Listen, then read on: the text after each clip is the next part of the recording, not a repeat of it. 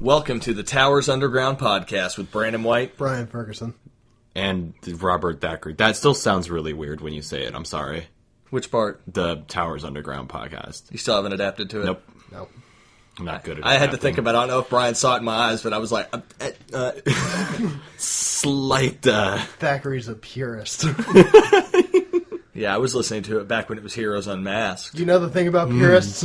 They What? don't get to enjoy anything. I enjoy this podcast. Do you? Also, the other podcast on the Towers Underground Network, Football Podcast. Oh, what's that one about? Oh, it's about football. Crazy you asked, Brandon. I'm not big on football. You can go like an entire match with just a 0-0 score. That's bullshit. I get it. I hate you. Welcome to episode 1 of Alternate Facts, where we present the reality and then talk about other things. I'm glad that Brian made the joke, because I was going to if you didn't. Somebody Because that out was there. the only joke that could be made this week. It kind of is. In this great big joke of a world that we live in right now. So before this, we were talking about executive orders, and then we decided to jump right into it. You were in the middle of an explanation. I don't know if you want to go back into it or... So, your laws have a lot of different checks and balances. So when Congress presents a bill, they pass it through... do they go through the House first or the Senate first? House. So it goes through the House? Well, it can get... It's weird. But normally, if it goes correctly, House then Senate. But it can go Senate then House then President. But Right. So yeah. normally, it goes through a total of 3 chambers, and it can be overruled by the Supreme Court. Mm-hmm.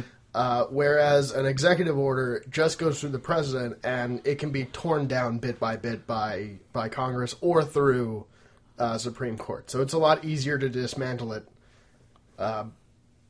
with really no problem. So, for example, the ACA is probably the best example, where they tried to tear it down through the Supreme Court, but the Supreme Court upheld every time that they were perfectly constitutional and it was a valid law.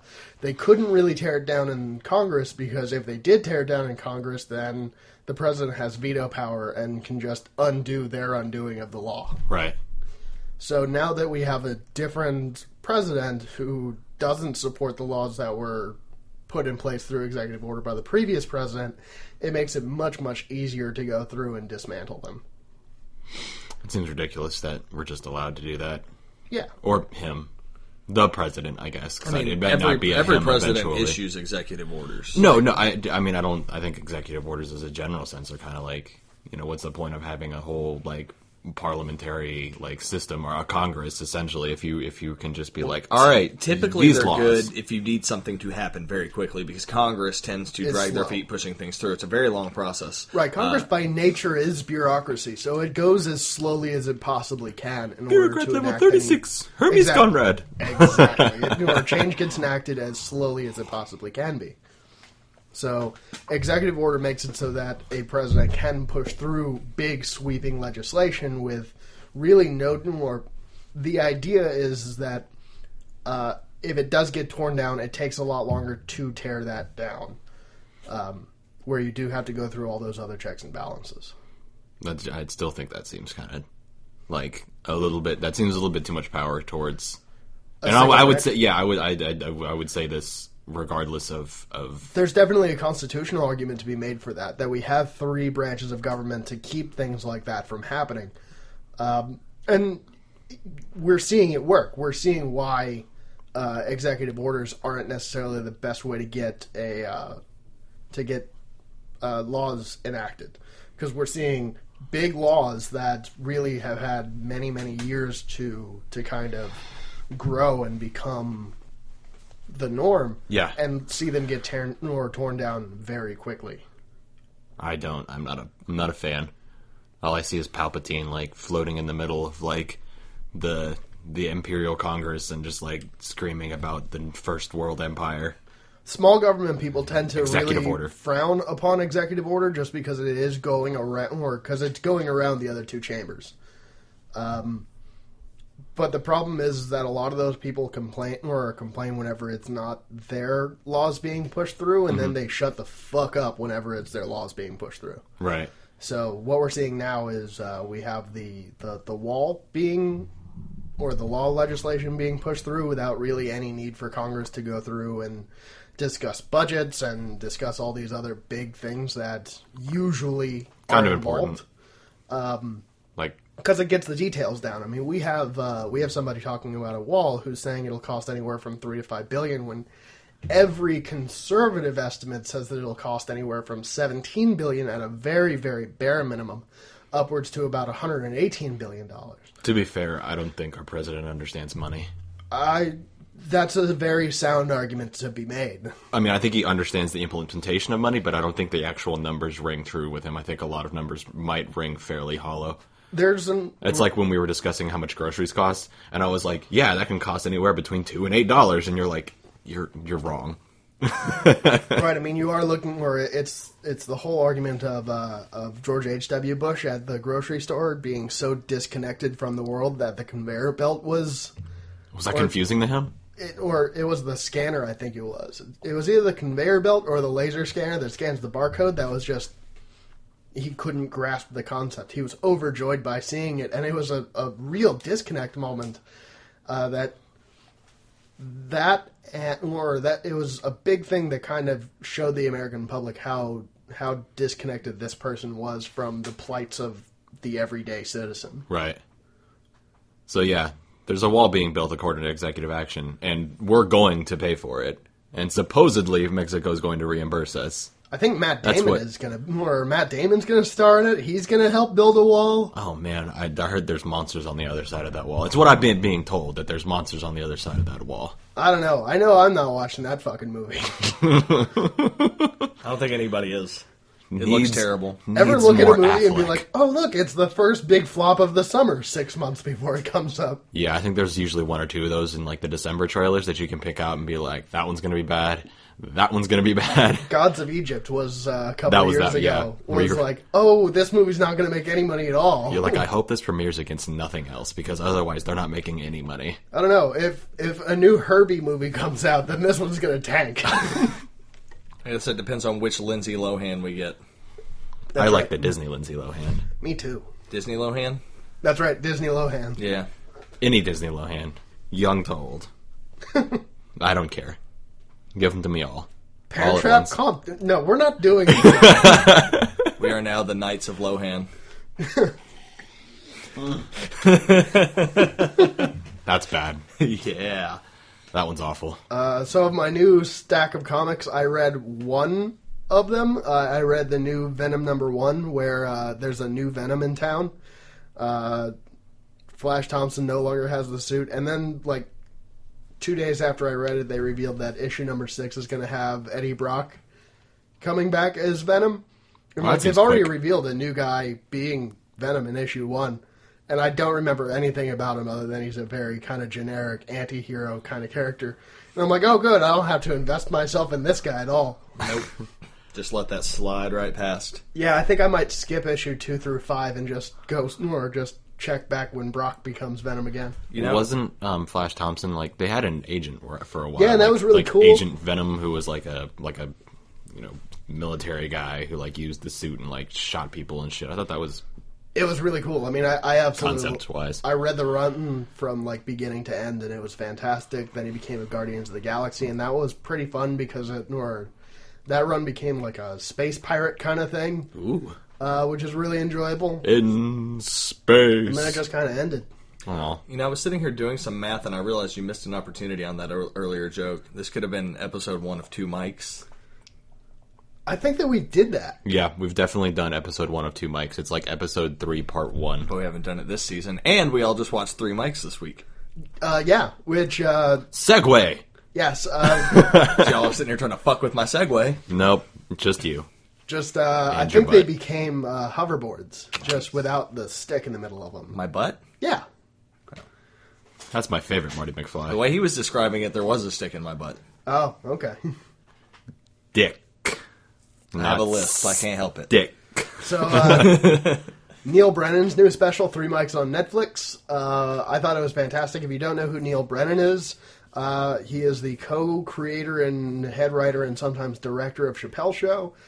He was one of the big writers, or I think the co-writer on Half-Baked. He's a very white guy who happens to write like some of the best black comedy of the past 20 years. I would say. When you listen to him, it couldn't be too shocking that Dave Chappelle thought that he might be closet racist. Yeah. Some of his jokes, I was like, Dave might have been onto something. I don't think that was really a discussion of being closet racist. I think that it was just like Openly racist. the two of them were locked in a room for long enough writing stuff that eventually they grew to hate each other. Or Dave Chappelle he went actually crazy. commented in an interview once that things started to kind of go south on Chappelle's show due to Dave Chappelle thinking one of the writers, in quotey fingers that I'm doing, was a little too comfortable making very anti-black jokes. Oh, okay. Yeah. And Neil Brennan said himself that it was pretty obvious that Dave was talking about him, and, you know, oh, well, Dave Chappelle's from Ohio. He's got to be at least used to some kind of racism. Certainly. Yeah. Funny enough, we're on through that blind guy, the blind Chappelle guy. What power? That kind of guy. So that's oddly funny. Hi, Ron. Hi, Ron.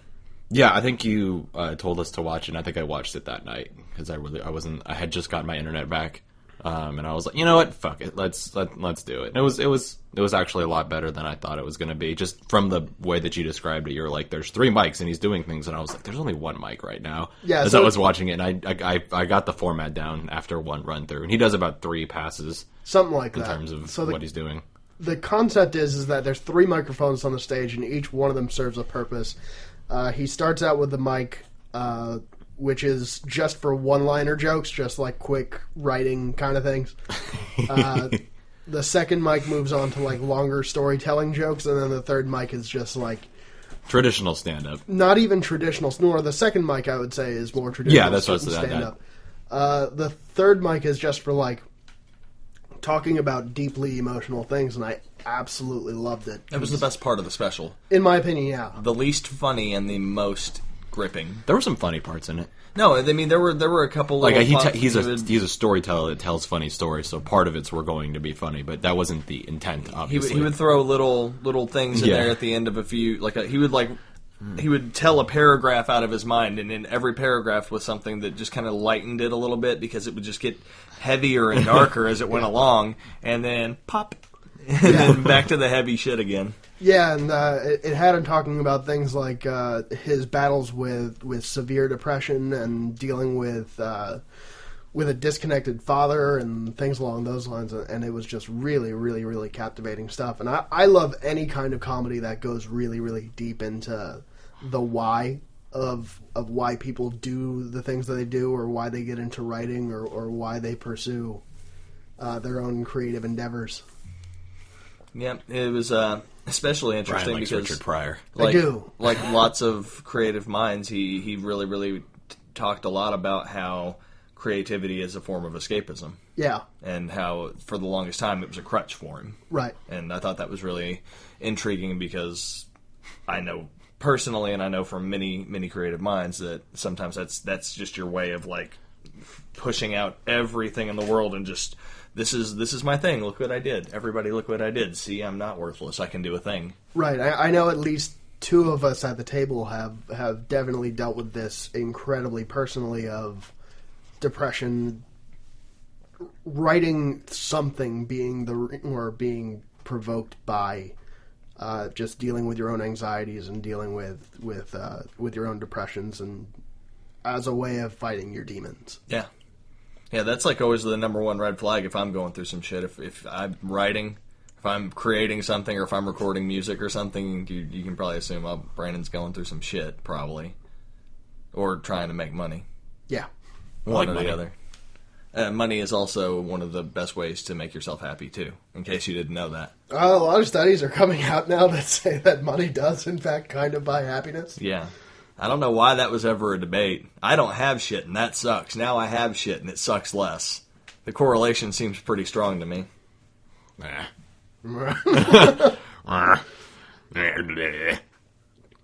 Yeah, I liked it. I guess it's kind of sponsored. We're go and watch it, I guess, if you're listening to this. If you're a fan of stand-up, or if you're a fan of any kind of creative medium, it's on Netflix. You already have Netflix, people. Go watch it. Or as Neil Brennan said, have access to somebody who can afford $8 a month. Yeah, I mean, it's there. You lose an hour of your time. Hour and 5 minutes. And it was worth every bit of it. 5 minutes of I've your watched time. it 3 times Have since you? you told me about it. Yes. Okay. I only watched it once. once. Yeah. Yeah, I've seen it 3 times. I had my friend Chase, as you know, Chase, had him watch it. I'm slowly. I had a couple people at work watch it. I've been Just, like like, promoting the forcing shit it out of on the people. special. Yeah, Because it's one of those things, Neil Brennan's not a big stand-up. I think I had seen a special by him before where it was more traditional stand-up, and it was pretty funny. Yeah, I think he had a special out called, like, Hot Girls and Black Guys or something like that. yeah, that's what it was called. But he's also one of those comedians that not a lot of people know about him. So yeah, it's worth a listen. I think I really enjoyed it. It's easily the best special that's come out so far this year.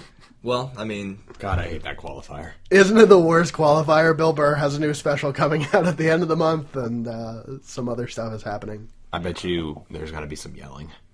Oh, there'll be a little some bit of yelling. anger in there. Be mad about something again. White man rage. Yeah, we all saw that '70s show. We love it. Yeah. Bill Burr can do it all he wants. He's great. I was having a conversation at work yesterday with a group of people. We were talking about who we thought was who had the best career from that '70s show, like to date. And I had a hard time not saying Mila Kunis. It seemed automatic to me. I don't even think it's close with the rest of them because Ashton Kutcher had like that spike and then just kind of disappeared Ashton into Kutcher has various disappeared. vaginas. Ashton Kutcher has disappeared into like sitcom star. Yeah. And that's a shame because he's a beautiful man. So there's got to be work for him somewhere. I don't know, underwear modeling. Or he can just make a career out of being No, that's husband. a joke. He was an underwear model before he was an actor. Right, but I'm saying that wouldn't work now. He's better as a professional husband. Yeah, I don't know who's doing underwear modeling anymore. I am. Bieber. Oh, He's the not new. He's the Calvin Klein model. yeah, wasn't that like new a year and a half or 2 That's years yeah, ago? that's what I'm saying. Like new is not new at the moment, but he's the most recent. I guess would be the better word for it or phrase. Yeah, I don't really think that was much of a debate to be had. No. Who was debating otherwise? That doesn't seem like a couple people were saying that Ashton Kutcher had the best career, and I can't even think of a movie that he's been in that wasn't The Butterfly We Effect. agreed that Topher Grace did everything in his power to ruin his career immediately. The last movie I remember him being in was Predators. He did pretty good in Predators. I liked him in that one. I didn't see it. There must have been a more recent movie, but he pops up in like random roles where he's not really. He was in Interstellar. Ultra. I didn't see that. Shit, He was in Interstellar. That's He right, had a bit wasn't. part. Like he shows up in movies as bit parts, but he Yeah. hasn't really had like a. That's how unforgettable he was. He's not a terrible actor, mind you. It's just he's not good at choosing roles. I forget. I really Mark feel Watney bad. was a better cameo in that movie. That's true. Matt Damon. God, I love Matt Damon. So do I. What's her face has had a bit of a revival for being on Orange Is the New Black. Laura Prepon. Yeah, Laura Yeah, Prepon. I really did. I couldn't remember her name. I felt bad, but That's yeah, what I'm she's here for. obscure names. Have you watched Orange Is the New Black? No. Okay, I figured. I just wanted to be sure. I hear great things. I heard about it on NPR, like when the first season came out. Yeah. But I just know Laura Prepon's name for no reason. I mean, I remember it too. Yeah, It's just a unique-ish name. Not many people have that name. that's true. As far as I'm aware, not I many. know one. I don't know anybody named Laura Prepon personally. No. Get out and meet more people, Brian. I mean, You need to go to a Laura Prepon convention and meet them all. is that where they go? I don't know. Maybe that or like Gen Con or something. That's stupid. I was hoping you'd do the spit take then. One day. I'll get it eventually. That joke was bad. Let's see here. You think every joke is bad? If it comes out of your mouth, yes. Well, would it be funnier if it came into my mouth? Yes. Yes. Damn. Dick jokes are easy. Small pops, guys. Big pops for some of us. I don't know about you, man. Thackeray and I started watching Man in High Castle, starring Ben Affleck, Aaron Eckhart, and Uma Thurman. Yeah? Is it good? What am I actually talking about? Come on. It's on the tip of your tongue. God damn it! I want to throw something, but I don't want to mess up the audio. So people, put in your own Thackeray throwing shit noise. The joke is paycheck. Fucking That's awful. probably retardedly loud, and we apologize for that. Well, it wasn't too bad last time we did it. It'll be fine. Or it's not. Fuck your ears. Yeah. It's actually really interesting. Yeah, I have no idea who actually starred in that show. But, Fairly unknowns. I haven't seen anybody of note. Yeah. Well, there's one guy, you haven't got that far, but he's like a bit actor and other stuff anyway, so it's not like a huge... character actor. Yeah, essentially. Interesting show. Interesting to know that it's interesting.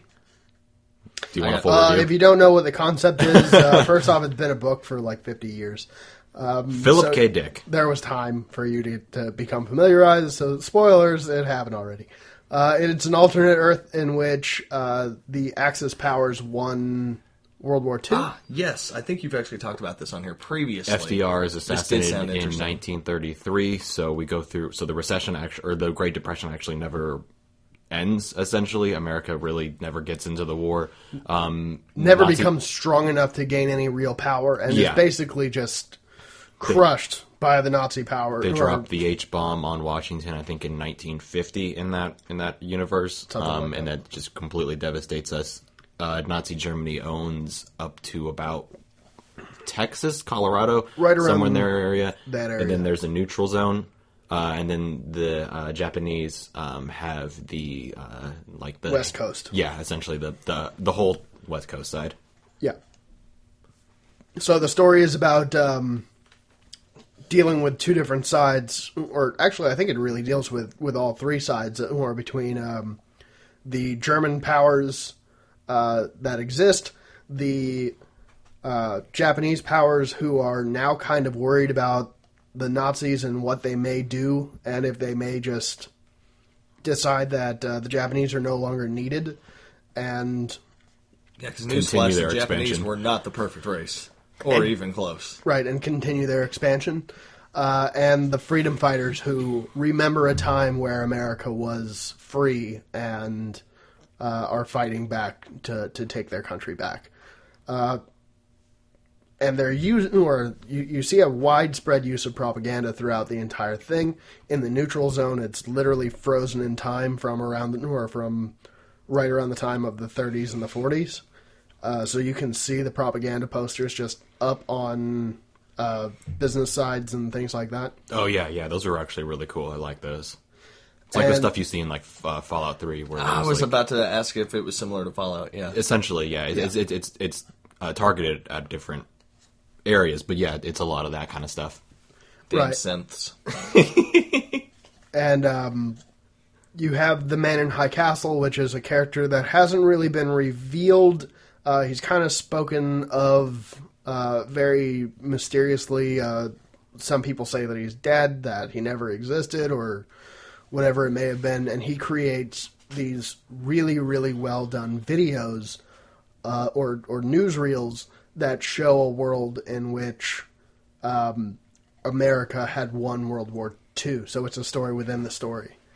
But it's still a world that's slightly different that's different from the one that we know. I'm going to have to watch this. This just sounds too interesting to not watch. Yeah, the only difference from the book that I've been able to see is that in the book it's a book. In the TV show, it's a film reel, but that's essentially the Right. only thing that I've seen. It's actually fairly accurate from what I've read about the book. I haven't read the book, so I don't know, and I imagine they're going to break off at some point from it, because the synopsis that I read it's pretty closely on that line. Right, and what you look at with the TV series is it ostensibly will last or ideally will last longer than the book will, so you can go into a lot more details. You can build the world a lot bigger.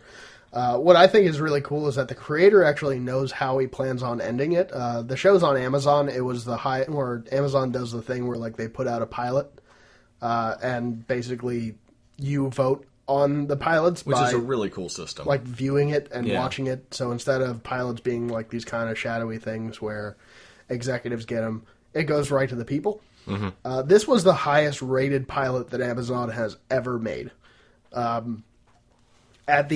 since the creator knows where he wants the show to go, he went to the Amazon executives before he finished making season 1 and said, "Am I being picked up for season 2? If it's not being picked up, I can end it. then I would assume. then he was going to end it. If it wasn't ending, then he can keep advancing the story. So he's going to. This isn't going to be one of those shows that like ends on a cliffhanger because it got canceled. It's very much of the creator has enough clout with the executives to be able to go there and make sure that it finishes the way that he wants it to. You mean I don't get to have a cliffhanger ending and then a movie 10 years later? Correct. That's terrible. I'm Also, so sad there about that. are no space pirates, so I don't know how many people I just lost with that sentence, but I imagine it's most of you. I appreciate that. I actually find the most compelling character at the moment to be the Obenführer guy. He's kind of interesting. Yeah, I think he's really, not like awesome, but like from a character standpoint, I think he's doing the most like interesting stuff. The end of season 1 the end of episode 1 made me pretty upset because I didn't want it to. What time is the present in the show again? 60s. So it's in the 60s at the point that you're viewing. Right. Okay. So it's in the 60s. All of the what's technology. Hitler Hitler's dying. Yeah, this ends up They being get this in the first episode, so no real spoilers because the pilot's been out for forever. 2 years. Yeah. They discuss this in the first episode. Hitler has no real intention of attacking Japan because they've been an ally. They have agreements, negotiations. And this is really where the conflict between Japan comes about, is the Japanese realize that Hitler's dying. He's not going to live forever. And depending He's got on... some sort of disease, I think they said Parkinson's, or he's got some sort of degenerative disease that nobody really knows about and is being very tight-lipped. Right, they mention Parkinson's, Yeah. but it's not... Nothing's confirmed. Yeah. So Japan knows that Hitler's dying, and they realize that who comes to power after him is going to very much create the politics of the immediate future, whether or not Japan is a viable companion to the Third Reich. So that's where a lot of those politics come in. It's really, really compelling stuff. Sounds like it's right up my alley. I don't know what the dude's name is. Goebbels? I don't know what Goebbels? Goebbels? Yeah. I think that's who they were talking about, possibly replacing Hitler. Yeah. And they were like, this dude's I mean, definitely he going was to drop the number bomb on 2. us. They during take the World War II, so it three would make people sense. underneath Hitler, and they talk about it briefly. I'm terrible with names, and I'm not remembering right now, but 3 of the big leaders underneath Hitler are discussed as a possible successor, and there's one of them that's kind of like the sleeper, who would mean that everything would probably remain as it is, status quo, but the other 2 would bring upon greater Mass war. destruction. Yeah, they would just continue their expansion, so they don't Heinrich want those. Himmler, or I think that Himmler's mentioned. Yeah, Himmler and the G guy. Goebbels. Yeah. And those 2, they don't want those 2. Or the Japanese don't want those 2. Right. So, because they've already dropped the bomb on Washington. There's nothing stopping them from dropping the bomb again. Shang Tsung from the original Mortal Kombat movie. Yeah. He plays the kind of like a he's like higher your POV dignitary character. of the Japanese. Yeah. But is his name Shang Tsung? No. Damn. I mean, he could be Shang Tsung. I He can't could remember- always be Shang Tsung in everything he plays because Shang Tsung is a shapeshifter. That's true. Yeah. So, I mean, never count it out that he is Shang Tsung. Is or is exciting. not. No, I think he is. It's so far it's a fantastic show. I can really only watch it like 2 episodes at a time before like I just become emotionally drained and have to walk away from it. Really? It sounds like it would be invigorating. It definitely has its moments, but there's definitely like very real scenes of torture. There's a scene that really got me where one of the characters is driving a truck and his truck breaks down. Somebody comes to help him and they're talking he's trying to get away because he has his own secrets, and just ash starts falling from the sky. And he asks what it is, and the other guy explains that it's from the hospital. So, question. You should expect this question. If you didn't, you're a fool.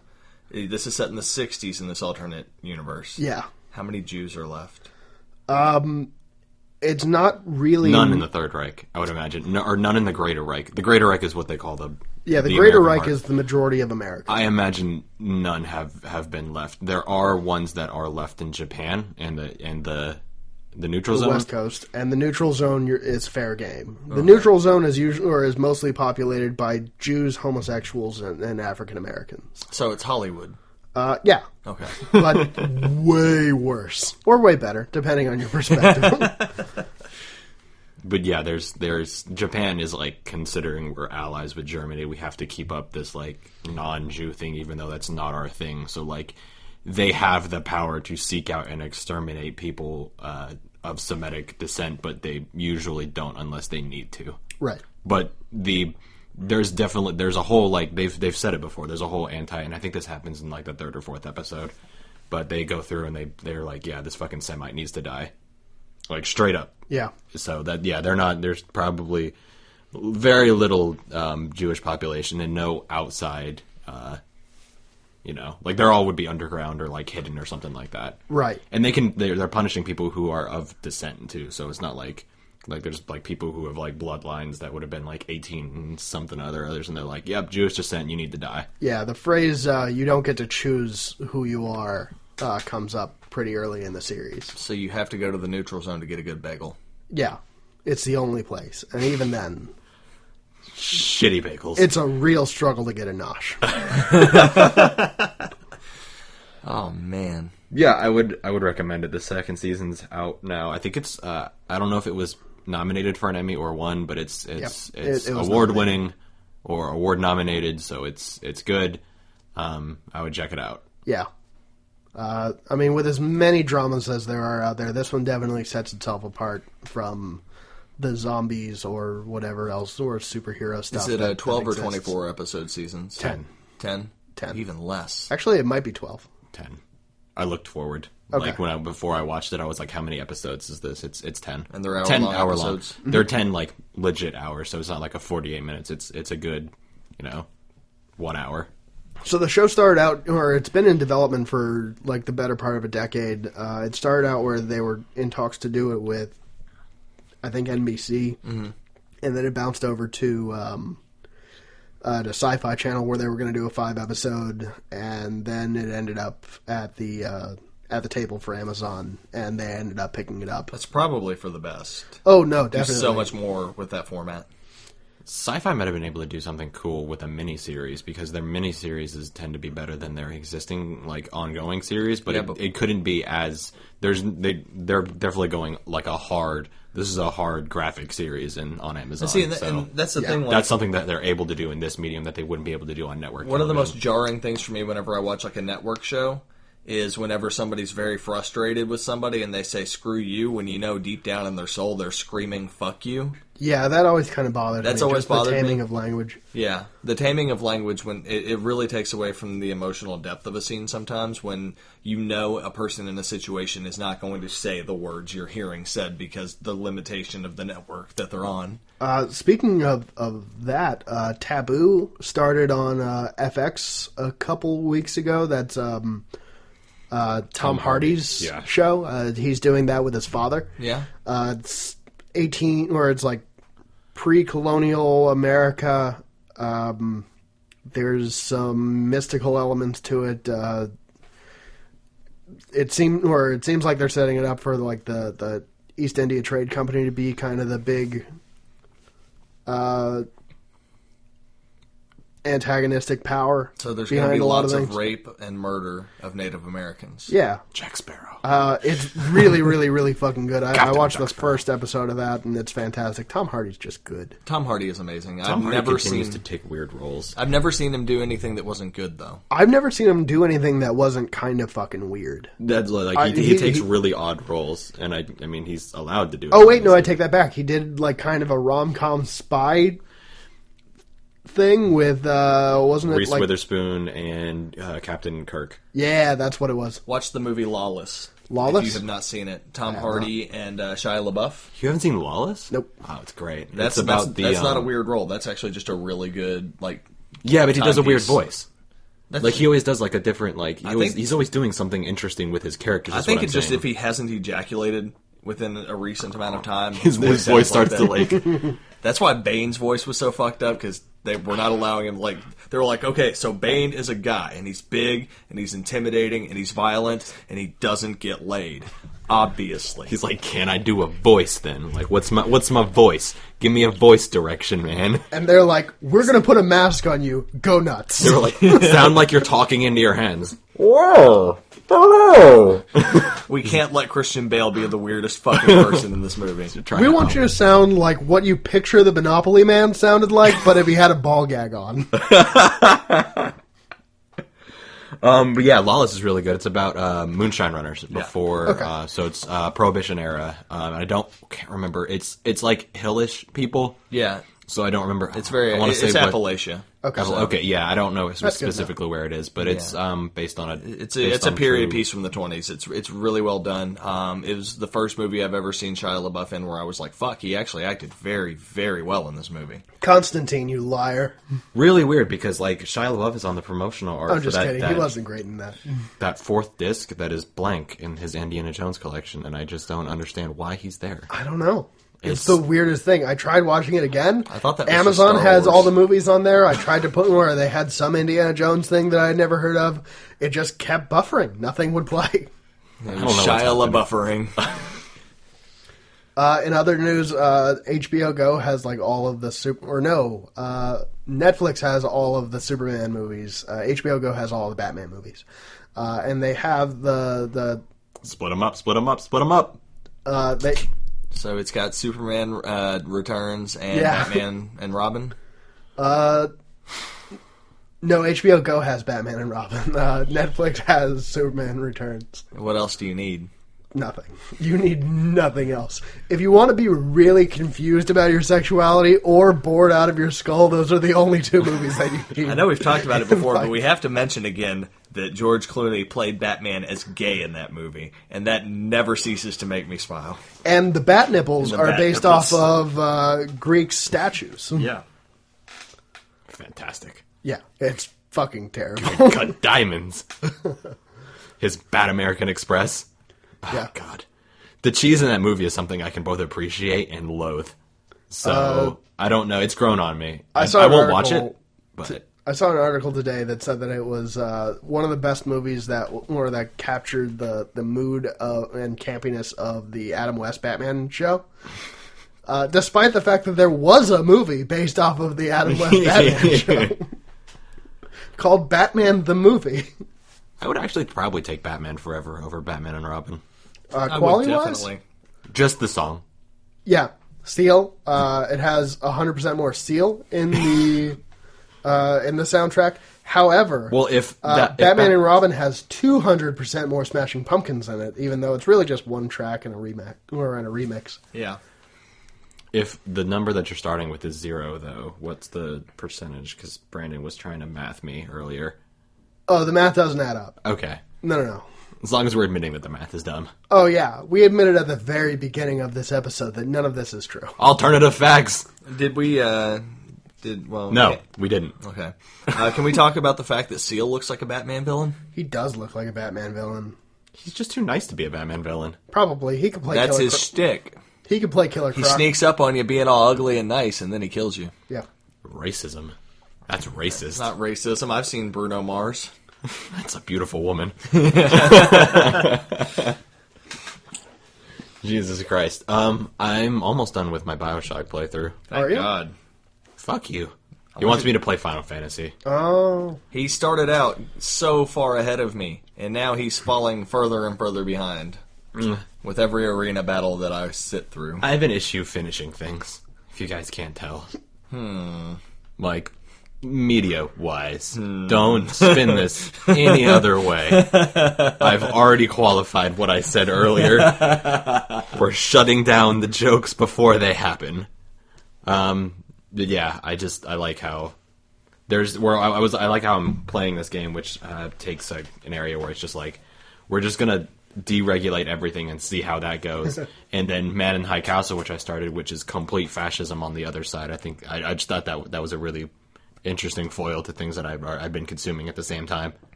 But I'm going to finish it.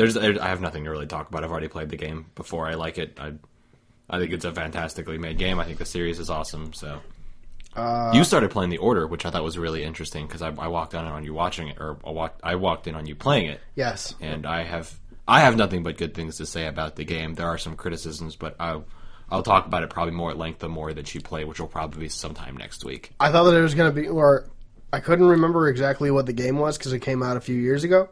Yeah. And I started playing it, and I was like, all right, this is just going to be like a semi-steampunk third-person shooter, and then fucking Lycans show up. Werewolves. Nice. Yeah. Just remind me of the fact that earlier in this episode, I was sitting here, you all were going back and forth about movies, and I was fixated in That's my how head. sex happens. Yeah. About I was movies. fixated in my head sitting here thinking like, oh yeah, the Twilight movies ended like a long time ago. Yeah. And It's been a while. That was what you were thinking about? yeah, I was just stuck on that thought for some reason. Because those movies were terrible, and we had also been talking about Other teen pop novel movies. like the Divergent Yeah. movies. Those are Straight terrible. to DVD. The last one probably won't get made. Really? Yeah, so there's a big dispute. So each one of those movies, mind you, none of them were good. My wife saw all of them, as far as I know, and enjoyed none of them. I don't many know are there? why. There's 3 of them so far. Wasn't the last one straight to DVD? No, the last one was in theaters, but here's what happened is that they kept doing worse financially, and the studio has officially given up hope on them and basically said that we would like, or if they did anything with the finale of it, they would want to put it like to TV. And all of the actors are like, that's not what we signed up for at all. And so they're all the creative staff are leaving it. So it just may never happen, which is fine because it doesn't need to. It's amazing because everybody made such a big deal out of those movies when they started coming out. And a Well, the few first people- one, and then I heard nothing about it after that, and I was like, I see why. It's the thing of like Hollywood kind of picking who the next star is going to be, and like Shailene Woodley seemed to be the next it girl after Jennifer Lawrence, and they kept putting her in movies that were not good. It's because Jennifer Lawrence wasn't done being the it girl. Right, and I mean Jennifer Lawrence is She should be done now, though. she's pretty talented at the end of the day. Shailene Woodley, she was popular for like some teenage soap opera thing on ABC Family, and it wasn't good acting, like any of it. There was better acting on Doug when it was on Disney. Yeah, nothing against her. It's just, Patty Mayonnaise is the best. Patty Mayonnaise is a lesbian. yeah, let's face it. Yeah. Yeah. It all makes sense, doesn't it? I don't care. Skeeter's pretty cool. He's the bro. Yeah, he is kind of, or he is I like how he's loyal bro. basically the black guy, and his name is Skeeter. Yeah. So if, They did the Simpsons if Patty thing with it. Mayonnaise wasn't a lesbian, she was fucking Skeeter, and Doug just didn't know about it. Or the green guy. Roger Klotz? Yes. He was Yep. a cock.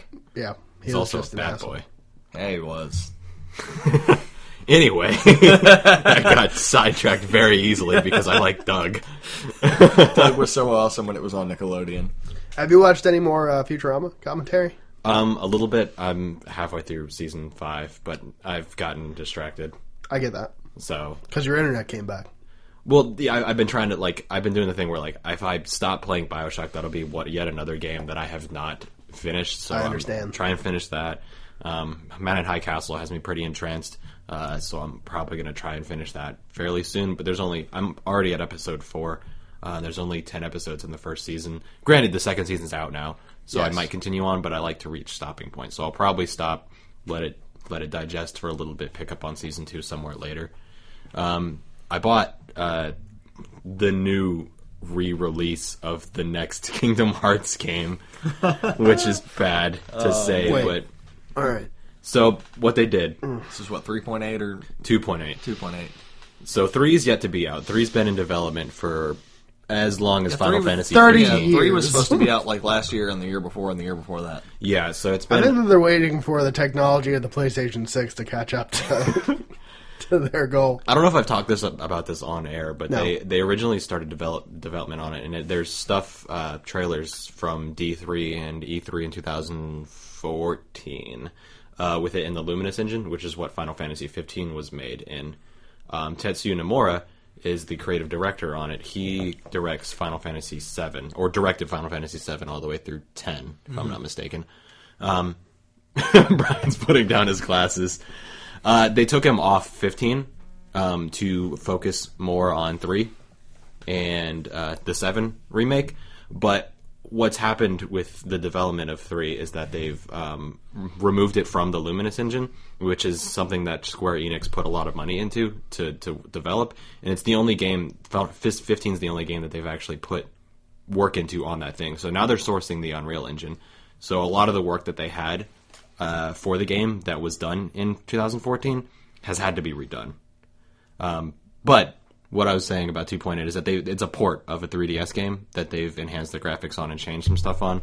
And then they made what essentially is a tech demo for 3, but a continuation of a character story from one of the other games. So if anyone was wondering why Square Enix is struggling financially, it's because they keep moving projects over to different creators and different engines or entities. All right, so Kingdom Hearts has a pretty large following, to the point of like Half-Life 3 kind of fervor of, is this game actually happening? I remember the first one for the PlayStation 2. I've been a really big Disney fan all my life, so this game was kind of really cool for me. oh man, Florida man loves Florida thing. Yeah, I was shocked to find out, too, that I enjoy Disney as much as I do. Shocking. So I played the Breaking first news. one. I really enjoyed the first one, and then I think it was like 6 years before they ever talked about anything else. Or it may as well have been that long. I'm sure there wasn't actually that long. The end of the life of the PlayStation 2. PlayStation 2 had like a 10-year console life, though, but it was nearing the end of the life of the Yeah. PlayStation 2. Yeah. And then they released a shitload of them, and then re-released a shitload of them. But they didn't release a shitload of them. They did like a PSP version, and they did like a those DS count. version. Yeah, those aren't real games. They made Chain of Memories, which is a link between 1 and 2 for the Game Boy Advance, which is like a card-based game. It's shitty. Okay.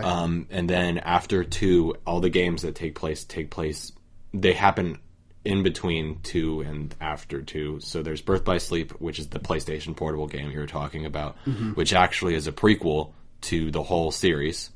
There is 2 DS games, 358 over 2, which happens also in between 1 and 2. So chronologically wise, 2 is still the farthest game to be made. And then Dream Drop Distance, which is the game that is being ported to the collection that I bought. Which was a 3DS one. Which was a 3DS game, Yeah. still a 3DS game, and that is actually the first game to happen after 2, since 2 has been made. So they've made 3 games since 2 has been released, but only one of them has actually taken place. So it's more of a filling out of the 2 main universe. series games and 4 Guidance. So that's Well, really, Dream really... Drop Distance is actually it has the main series game, and Chain of Memories is actually, I would consider, a main series game as well. It's just wasn't on a Right. console, But they're- but it continues the story. So they're not just side stories. They are actual legitimate, Yes. pushing the narrative forward. Yeah. Okay. Yeah, it pushes the narrative forward, but I mean, you could play 1 and 2 and get essentially what you need out of the series. Yeah. But there's more to be had for sure. Nomura just likes to do the thing where he's like, chop it up, make it weird, because apparently he wrote the whole thing in advance, but I don't think he did. Really, George Lucas? I don't fucking buy that. Yeah, story I don't at buy all. it at all. I think he's doing it as he's going, and he's doing a pretty decent job. But it's convoluted as fuck. I think I've explained this to other people where I've like, this series is so complicated that I forgot more about it than I forgot about Metal Gear Solid, and that series is complicated as shit. So it's one of those things where I look it up and I'm like, oh, now I understand. And then 5 minutes later, I'm like, I forgot again. I feel like that was one of those games that I just stopped caring about after like a while before the second one came out, because I realized that it was going to be such a gap in between everything that it was never going to be satisfying to me, so I just stopped. I don't know. I would if you're a fan of the game, or the first one, they're coming out with all of them. Are all going to be on the PlayStation 4. PlayStation 5. Well, no, all of the ones that are released right now. So the 1.5 remix and the 2.5 remix that were released on the PlayStation 3 are all coming to the PlayStation 4. So you can essentially play every game or watch, because some of the games that are side stories, they combined into like movies, so basically cutscenes, because they couldn't port the gameplay. You could basically play the whole series on one console now. So if there was a time to get back into it, they released it in March. I would buy it. If you want to, I would buy it in March, because you'll be able to play 1. It has added content that they put in from Japan that was never released in America. Same thing with 2, and the same thing with Birth by Sleep. And the love affair between Disney and Japan carries on. It's like Final Fantasy for weebs. is Kingdom Hearts. That's essentially what I would... Isn't that just Final Fantasy then? No. Final Fantasy, if there was like a scale of like less weebiness, Kingdom Hearts is definitely higher on that scale. That seems than so Final ass Fantasy. backwards. I could tell you anything you want to know about Final Fantasy. I could barely tell you anything about Kingdom Hearts other than the fact that Sora's kind of closet gay and Donald's constantly frustrated. Oh, he's angry all the time. Yeah. That's it. He's frustrated because he plays second fiddle in and his own every universe. every world you go into, Donald's getting kicked out of your team because Goofy's OP. Yeah. Yes. So. Yeah. And on this episode, we learn that Brandon is a weebo. Is that the proper vernacular? Yes. Fuck, I don't know. Weebo.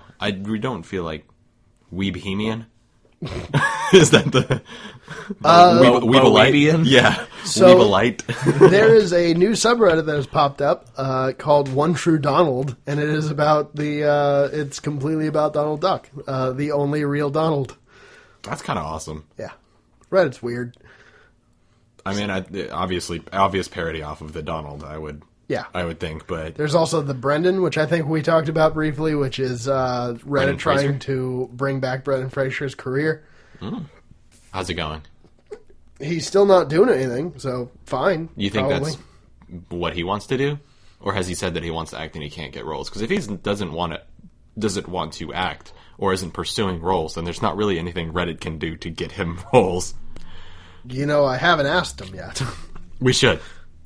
I'll get back to you. Brandon Fraser needs to be our first high-profile guest. Absolutely. Like, so Brandon, why aren't you acting? He's like, I really would not like to answer like- that question. I have 3 kids. We're just doing stuff. He's like, I just So like what? to spend Philip time with Rivers my has family. 45 kids and he still plays football. Neil Brennan was the last of 10 kids. He suggested not having that many kids, from what I understand. Yeah. Not that many. I feel like if you hate your kids, you'd stop making them. 2.5. 2.5 kids. 2.8 kids. Is that the now... God damn it. It took me just a microsecond longer than it needed to. I think they were talking statistics and updated statistics. I like alternative statistics. 3.9. That's as many, if you put million after the end of it, people that were at the inauguration. From what I understand. Are we talking real numbers or alternative numbers? They're all the same, Okay. as far as I'm concerned. That's what I've been being told. Just don't listen to the numbers unless they're coming from specific people. Then the numbers are real. That Can't get them makes from sense. fake news, though. What's real news? That's anymore? yeah. I was like, at this point, like Twitter, obviously. we're starting to call CNN fake news, and at that point, I think that's where real fascism starts to rear its Silence head. the media. Yeah, that's the first step in all senses of the word. Totalitarianism.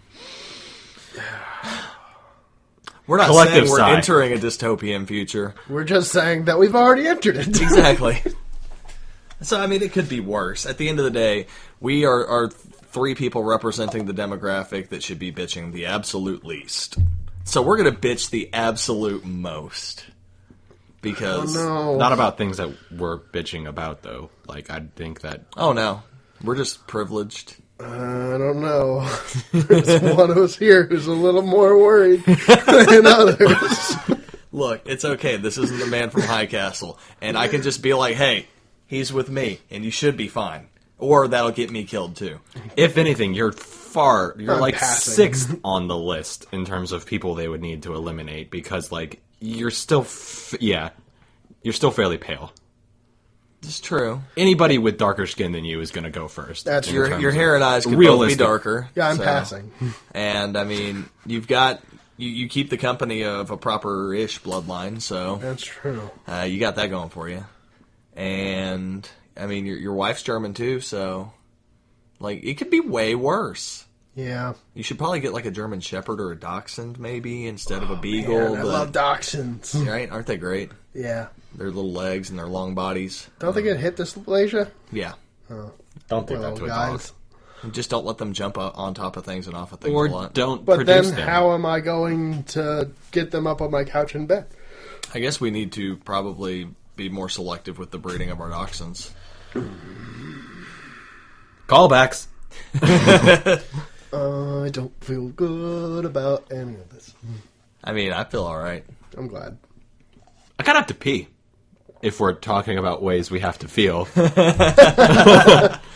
Well, I'm just trying to be as truthful as possible. It's just You're trying transparent. holding a cup, so to you just pee in the cup trying to project your inner self onto things. onto things. Is that the word we're using for pee now? Yeah, Project. yeah. Project the urine, the urine. You have to project the urine where you want it to be. Oh, jeez. Ugh, I'm... Chase your bliss, Thackeray. Chase your bliss. My bliss is not in this country anymore, I think. It could be other places. I don't think we're going to build a wall north of us, are we? I mean, if you don't Probably want not. to, if you don't want to wait around, you can just go ahead and go to Sweden or Norway or Finland. They have lots of blonde-haired, blue-eyed people there. I'm trying to find a way to... Now everybody thinks I'm blonde-haired and blue-eyed. I'm trying to find a way... I would say you don't have to wait until this becomes a better country. Oh, Jesus. Anyway, I'm trying to find a way to bring up nationalism without bringing up Nazis or Hitler. Just don't talk about National Socialism. Yeah, I mean... There are regimes that have been pro-nationalist without talking about the Nazi Party, But I feel like the German Nazi Party. the conversation is, why is nationalism not the thing that we should be reaching for? But the problem is that the best example of why we shouldn't reach for nationalism is Nazi Nazis. Germany. But the big problem is that whenever you say Nazis or Hitler, it kind of shuts down the conversation, unless if it's at this table and you want it to devolve into dick jokes. I mean, if you all let me have my way, we probably wouldn't make it to the dick jokes in an hour. We could talk about Nazis all day. Because I don't care what anybody says, it's such an intriguing topic to talk about. There's so much over just roughly a decade of time in Germany that's so intriguing. And there's a lot of horrible shit and a lot of people died. But it's a really, really, really interesting topic. From, like, political aspects to the actual war aspect of it. Like, there's so much interesting stuff and so many interesting characters to discuss. So Philip K. Dick originally wanted there to be a sequel to Man in High Castle, and he was going to write it, but he found that researching the Nazi Party and Hitler and the Holocaust that much was so exhausting and taxing on him that he just gave up. Really? He was like, this is not worth my sanity, which he didn't have any, if you read any of his stuff. He was not a stable person. So for such an unstable person to look at a certain topic and be like, I can't do this to myself. No. Not gonna do that. It's saying something. So I don't think nationalism is necessarily bad. no. Anything taken to an extreme is obviously bad. And extremist nationalism, I think, is worse than a lot of things to a global scale. On a global scale, Because it can only go one of two ways. You can either be extremely nationalist or you can be extremely globalist. Right. And there's certain ideologies that do not lend themselves well to globalization whatsoever. Right. Like, Islamic extremists are never going to be cool with globalization. Because Right. they are not cool with basically anything outside of their own ideology. So, and that, basically extremism and nationalism have to go hand in hand. Right. I mean, there's not a lot of casual nationalists out there. Yeah. It's just not something that... It's not an ideology that kind of lends itself to being a casual fan. I think you can have pride in your country without being a nationalist at the same time. So nobody you here is can calling definitely- anybody who takes pride in wherever they live in a nationalist. We're talking about extremists, obviously. Right. We're talking about a very specific movement that happens in countries. But I think you're talking about this specifically because our president is currently calling for a nationalistic fervor. I think would be the... Yeah, and I've had a conversation recently in which the other person specifically said that I think that it would be good if we moved towards a more nationalistic view. And that to me shows a person that doesn't really have a good understanding of history. That would be all fine and good if 95% of what made this country run in our current society be what it is. Culturally, specifically, if we didn't have to rely on so many other countries that have so many different cultures. If we became a more nationalist country that was focused strictly on American this and American that, congratulations, you no longer have smartphones, you no longer have computers, you no longer have your televisions. How the fuck are you going to entertain yourself by reading the Bible and throwing rocks at gay people? It would be really bad for a while if we cut off a lot of our stuff from if we were America first, and I think that's America first. I think is one of the lines that I pulled from his inauguration speech. Yeah, America and that was first, the line America that made. It was a very common line around the American National Socialist Party and the KKK in the 30s. Yeah, how is Trump going to send his tweets if he only buys American? Right. But I mean, we live in a melting pot society where Americans have no culture, in that we have everybody's culture. So nationalism and what America is by definition just don't. What they're really fit saying together. is we need to push towards being just a white America. Yeah, I mean, That's all they're ultimately, saying. the coded message is we need more Christianity and we need more. There's read between Purity. the lines, Yeah. talking off of that kind of stuff. Exactly. It's just not. What I'm saying is, you don't see a lot of mixed couples who are poor who are trying to push American superiority on other people. Not particularly. Shit, I completely forgot what I was gonna say. Fuck, I don't know. Cool. Good night, everybody.